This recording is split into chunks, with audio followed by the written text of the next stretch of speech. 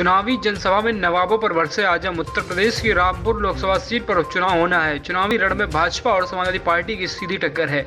ऐसे में सपा नेता आजम खान सपा प्रत्याशी आसिम रजा के लिए जनसभाएं कर वोट मांग रहे हैं। दरअसल देर शाम शहर स्थित चा खजान खां पर जनसभा को संबोधित किया और उन्होंने विपक्षी दल भाजपा पर कोई टिप्पणी नहीं की, बल्कि अपने चिर परिचित पुराने अंदाज में उनकी तलखी रामपुर के नवाबों पर देखने को मिली।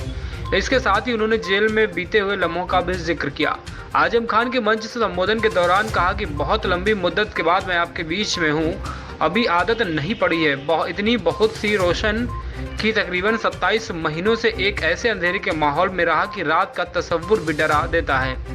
यह हिम्मत कहां से मिली और इतना लंबा अरसा आपसे जुदा होकर कैसे गुजरा? यह शख्स जो सुबह से रात तक सैकड़ों और हजारों लोगों के बीच रहता हो, उसको एक तन्हा कोठरी में बंद कर दिया जाए और इंसानों से दूर कर दिया जाए।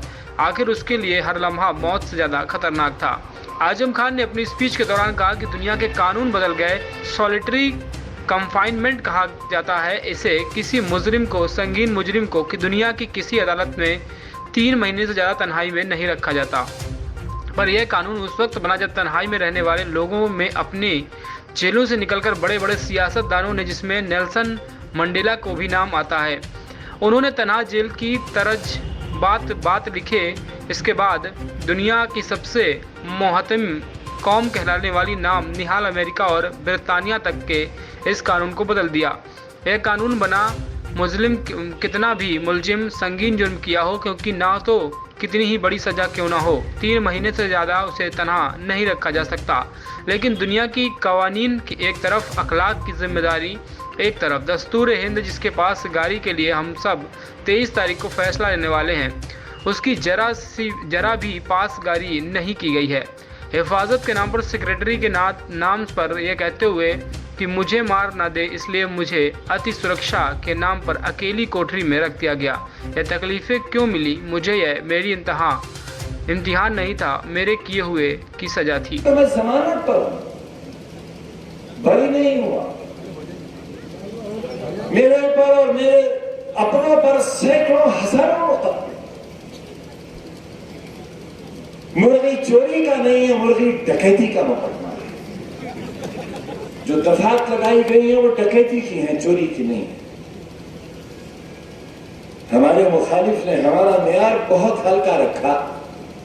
किताबों की चोरी, फर्नीचर की चोरी, अरे मुकदमा ही लिखवाना था तो कम से कम ताजमहल और कुतुब मीनार की चोरी का लिखवाते। अच्छा, नवाबजादा जुल्फिकार अली खान, जिनकी औलादें अपने आप को नवाब लिखती हैं, जो 3000 वोट पाते हैं, इससे ज्यादा तो रामपुर में हिजड़े होंगे जितना वोट उन्हें मिला है।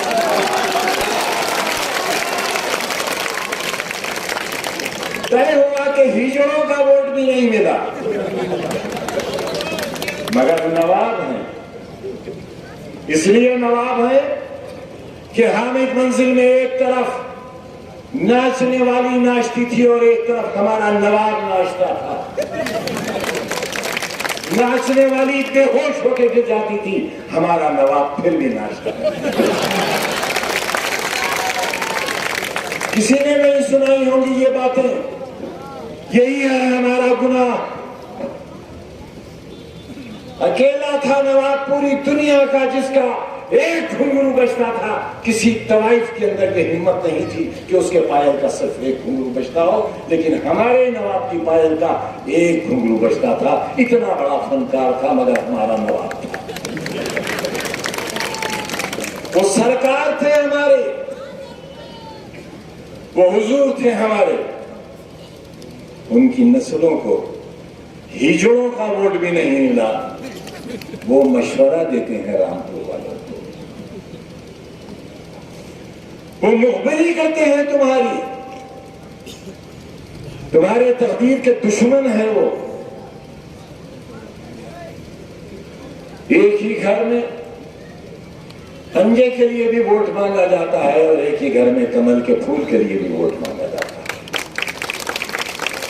बाप पंजा और औलाद कमल का फूल, ये है नवाबों का खमीर। अब बताओ मैं क्या कहूं इन्हें, इनकी नस्ल को। दुनिया के कानून बदल गए। सॉलिटरी कन्फाइनमेंट कहा जाता है इसे। किसी मुजरिम को, संगीन मुजरिम को दुनिया की किसी अदालत में 3 महीने से ज्यादा तन्हाई में नहीं रखा जा सकता। और यह कानून उस वक्त बना जब तन्हाई में रहने वाले लोगों ने अपनी जेलों से निकलकर, बड़े बड़े सियासतदानों ने, जिसमें नेल्सन मंडेला का भी नाम आता है, उन्होंने तन्हा जेल के तजुर्बात लिखे। उसके बाद दुनिया की सबसे महज़्ज़ब कौम कहलाने वाली नाम नेहाद अमेरिका और बरतानिया तक ने इस कानून को बदल दिया। और ये कानून बना कि चाहे मुजरिम कितना ही संगीन क्यों जुर्म किए हुए ना हो और कितनी ही बड़ी सजा क्यों ना हो, उसे 3 महीने से ज्यादा तन्हा नहीं रखा जा सकता। लेकिन दुनिया के कवानीन एक तरफ, अखलाकी जिम्मेदारी एक तरफ, दस्तूरे हिंद जिसकी पासदारी के लिए हम सब 23 तारीख को एक फिर फैसला लेने वाले हैं,